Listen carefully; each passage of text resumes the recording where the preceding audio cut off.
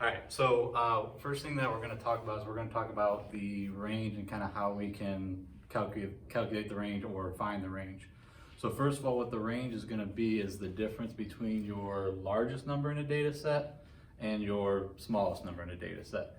So we're going to take a look here at some of the ones that have 6 numbers in our data set. So if I look at this one here, I have 2, 3, 4, 4, 5, and 9.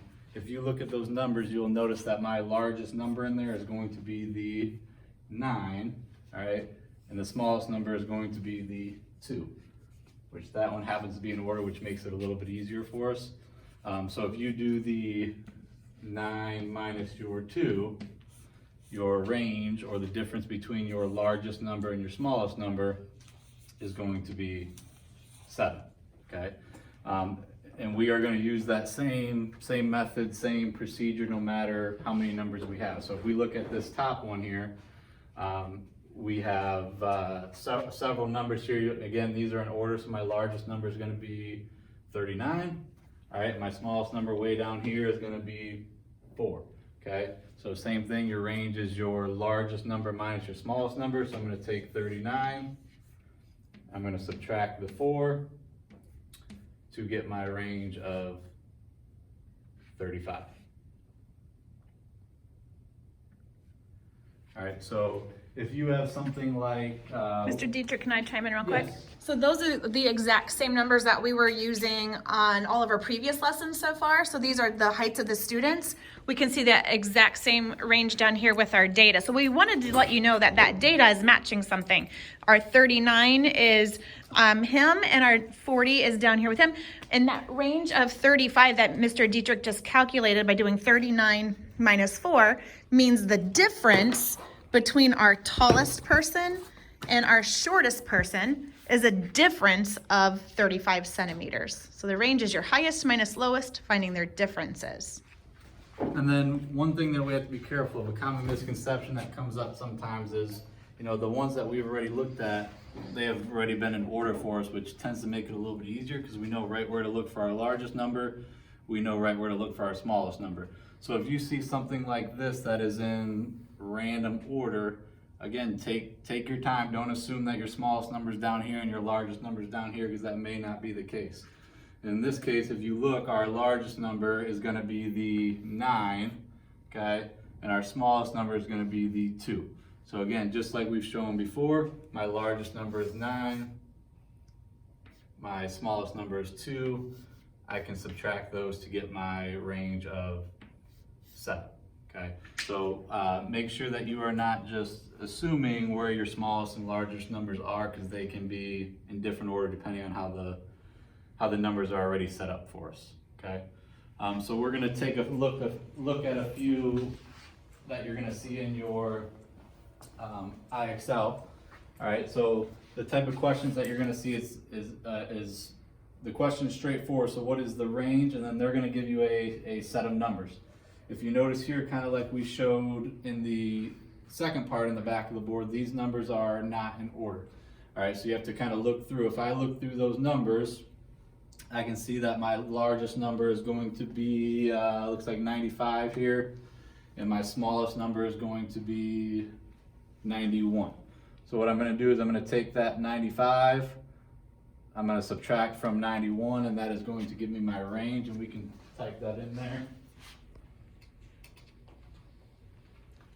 All right, and another one here. Again, numbers are not in order, so my largest number looks like is going to be the 79, and my smallest number is, let's see, what is it? It looks like 60 here. I say 59. Oh, yep, 59. Thank you. So 59.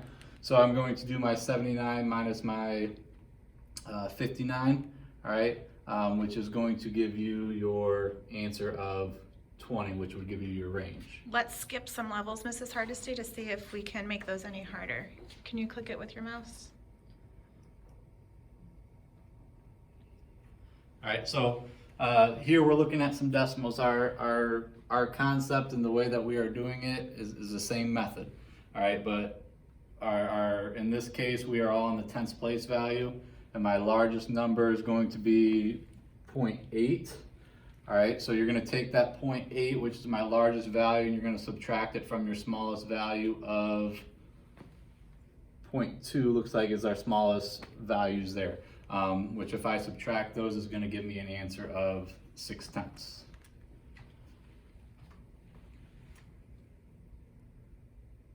Should we see another? Yeah, let's jump one more level, see if it gets We'll see any. what it gives us.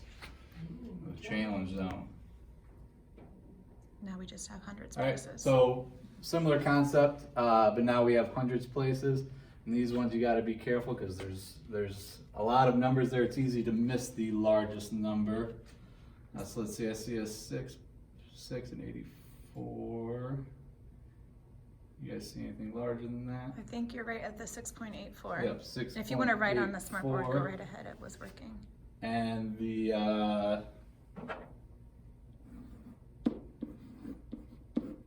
and my smallest number looks like we're seeing a 3.59 or 3 and 59 hundredths.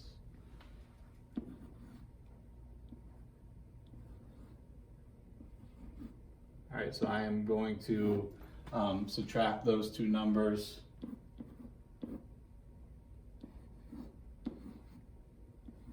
Mrs. Lynn's gonna check my math. You're good. Yep. Mrs. Hardesty. Yep. Yep. All right, and then it's gonna give you some more problems that are very similar to that one with in the hundreds place value. And I want to add to this. This is good practice for working with decimals. So please try not to use your calculator. Try to use paper and pencil. It's good practice. Now, range is usually a very quick one. Medium takes a little bit longer, but we can talk about the exact same number sets. We don't really have to restart anything here. So as Mr. Dietrich is kind of getting himself ready, median, what I usually tell my students when we're talking about the word median is we often relate things to what it would be in real life. And median, when I hear real life with median, I'm thinking about the side of the road, that dividing line between the two different directions. They've got the a cement between them or the patch of grass between them. It's called the median because that is the middle of the road. So Mr. Dietrich will also show you how to find median when we have this same set of numbers. All right, so we're gonna take a look at this side here first. So first of all, when you are doing median, your first step or your first job is to always make sure that your numbers are in order, okay? So if you notice here, these have already been written in order, which kind of saves us a step. If they are not in order, which we'll take a look at in a little bit more detail in a second, but if they are not in order, you want to write those in order from least to greatest. So I'm actually going to look at the top one here first, all right? The way that I like to do it is I like to simply kind of take away one from each side until I arrive at a middle number. All right, so I'm taking away one here from my left side, and I'm going to take away one from the right side. All right, one left, right. Now this is going to take just a little bit longer because we have lots of them, but you can just keep going back and forth. And the way that you know that you are done is that you are going to arrive either at one number or possibly two numbers in the middle.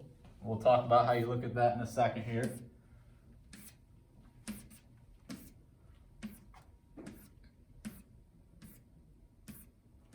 All right, so a couple things. First of all, I have arrived at a median of 11 because that is the number that is in the middle. But the first thing that I want to check is it's very easy to make a mistake when you're crossing those off to maybe cross off an extra one or maybe forget one. So the first thing that you want to do is always double check to make sure that you have the same amount of numbers on the right side and the same amount of numbers on the left side. So if I look at this one here right now, I have 1, 2, 3, 4, 5, 6, 7, 8, 9, 10 numbers on the left side. All right, so if I want to check my work, that means that I need 10 numbers on the right side. So I have 1, 2, 3, 4, 5, 6, 7, 8, 9, 10. All right, so Did you count that one that you circled as one of your numbers? no, I did not. Exactly. Right, because the one that you circled, like Mrs. Lynn said, is your median. It's in the middle, like in the middle of the road. So you're not going to count the middle one. You just want your same amount on your left, same amount on your right. So that's an excellent way to kind of double check your work to make sure that you did not make an error in there at all. All right, so we're going to look at a couple down here, some different scenarios that you might run into. All right, so first of all, I'm gonna ask myself, are these in order? And if I look at them, I have 2, 3, 4, 4, 5, 9. Those are in order from least to greatest. And then I'm gonna use the same method. So I'm crossing one off from the left, right, left, right. All right, now you will notice right now I have 2 that are crossed off on the left. I have 2 that are crossed off on the right.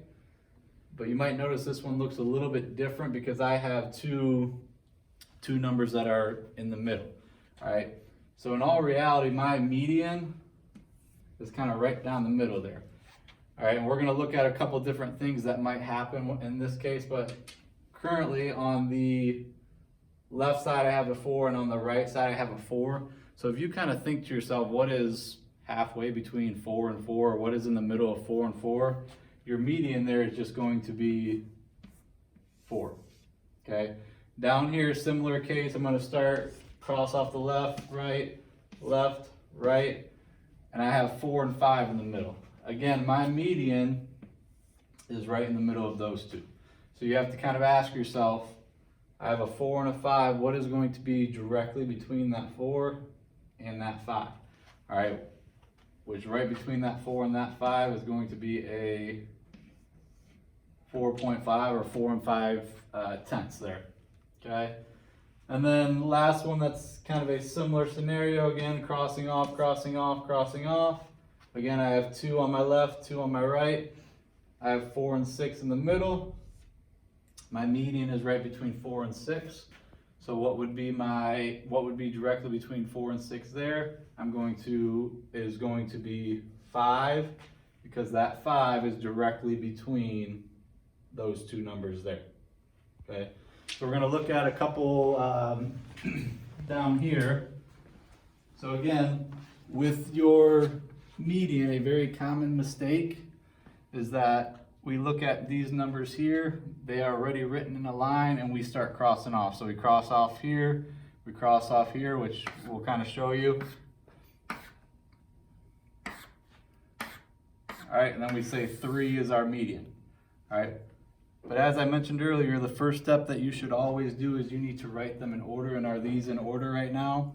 No, they are not. So if I rewrite these in order, let's say I have a 2, 3, 4, 5, 5, 7, 9. Did I miss any? I don't think so. Okay. So now that I have these in order, I can use the same method I have been using. Cross off here, cross off there. I've arrived at 5 in the middle. Again, I can check my work. Do I have the same amount of numbers crossed off to the left of my middle number as my right? I have 1, 2, 3, 1, 2, 3, so I am good. Now, as you can see, my median here is 5. It does not match up with the median of 3 that I got here. So your first step when you have a random order is to make sure that you put them in order from least to greatest before you do any crossing off or trying to find out what is in the middle. So that second one that he has down there is the exact same numbers once again, but you might be able to mentally see that if we were to cross off 2 would be the median. So 2 would be the median, 3 would be the median. When we have a rearranged order, wrong numbers end up being the median, because in the data set, once they're in order, 5 is the only true median. So the main difference between the ones where it falls directly on the number is there's an odd set of data, meaning there's an odd number of pieces of data in the set. And when you have it fall between, it means there's an even number of pieces of data. So it'll fall in between. If you have really big numbers, I don't know if you've ever shared that with your kids, find the mean of those two numbers. That's what you're doing down here. If you were gonna find the mean, it falls right between, this one. If it falls right between it, if you add 4 plus 5, you're finding the mean of the two numbers on each side. Well, this one is a really easy one. We get divided by 2, and we get 4.5. We got the same number. This is a real easy one to see, but if this was like 64 and 75, Then it's let's not try it as over here. easy. So 64 and 75. Let's pretend that 64 and 75 were your two numbers in the middle once you've crossed everything off. Okay, And many of us cannot do that mentally to figure out what numbers would have been in between. So she's going to show you a strategy to find the middle of 64 and 75. so what we're doing is we're finding the mean by adding the two numbers together. Okay, we get 139. There's two pieces of data in there, so we're dividing the 139. We're going to divide it by 2.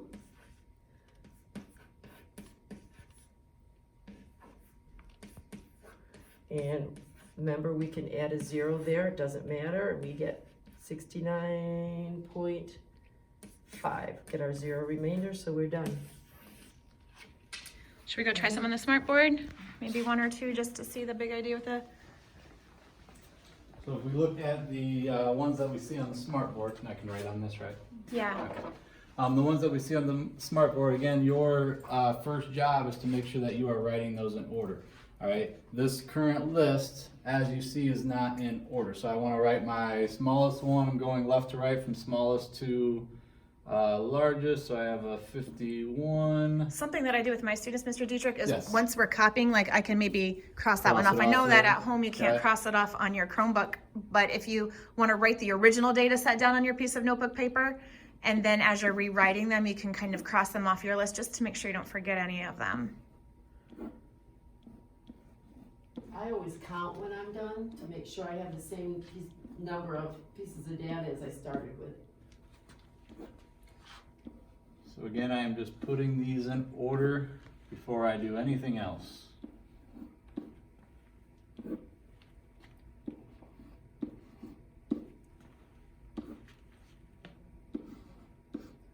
All right, and then like Mrs. Harris was saying, I can double check to make sure I did not miss anything. It's easy to overlook these. So I have 1, 2, 3, 4, 5, 6, 7, 8, 9 numbers. So if I look back down at my list, I have 1, 2, 3, 4, 5, 6, 7, 8, 9 numbers. So I can double check to make sure I didn't leave anything out. And then again, I'm just going to use the method where I'm crossing off on the left, crossing off on the right, crossing off on the left, right. All right, so based off what I have did, our median is 57, but I'm going to double check, make sure I didn't make any mistakes. If I look on the left here, I have 1, 2, 3, 4 numbers, and then on the right, I also have 1, 2, 3, 4 numbers there. So that means that 57 is the median. It just like the median in a road, it's directly in the center. So we can go ahead and check that. I'm trying to do it on the Chromebook. If you hit that top right where it says clear ink, Mrs. Hardesty, it can all go away at once. Here? Yep, click that, click clear ink to the right, and then it all disappears. All right, and then we'll try one more. So if I'm looking at these again, they are not in order. So I'm gonna write them in order. That's always my first step. I'm gonna cross them off as I go so that I don't leave any out.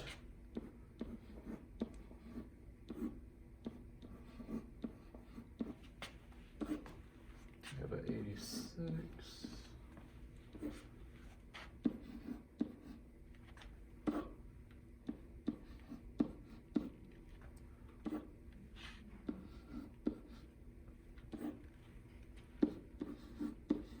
All right, and then when I'm done, again, you want to double check to make sure that you have them written, especially in one like this. There are several 57s. All right, it's very easy to accidentally leave one or more of those out. So I'm going to double check. I have 1, 2, 3, 4, 5, 6, 7, 8, 9 numbers there. I have 1, 2, 3, 4, 5, 6, 7, 8, 9 numbers there. All right, so I know I have all my numbers. Double check they're all in order. So I can start to cross off. I have arrived at 86. I have 1, 2, 3, 4 to the left of my median or left of the center. And I have 1, 2, 3, 4 to the right of the median or right of the center. So I have double checked my work, and 86 is our median there. Mr. Dietrich, I think you did a great job. I don't think there's anything that I would add, I Mrs. wouldn't add Hardesty. anything either. Okay, So have fun doing your Excels. Mrs. Lynn behind the scenes. Bye.